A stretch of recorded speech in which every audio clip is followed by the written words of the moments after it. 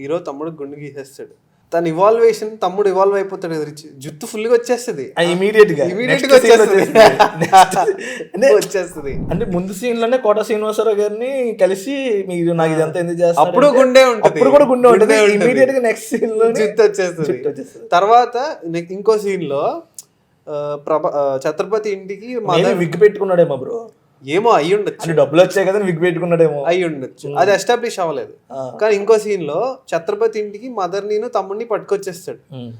ఈ షఫీ గారిని ఓ రూమ్ లో పడేయగానే అజయ్, మన యాక్టర్ అజయ్ గారు ఉన్నారు కదా, ఇటు దగ్గరికి రేయ్ నన్నే తీసుకొస్తావా, నాకు సీఎం తెలుసు, కలెక్టర్ తెలుసు, సీఎం అసిస్టెంట్ తెలుసు అనేదంటే నాకు ఇదొక్కటే తెలుసు అంటే అక్కడ షఫీ గారు ఇచ్చిన ఎక్స్ప్రెషన్ కి బాగా నవ్వుకుంటాం మనం యాక్చువల్లీ. అవును.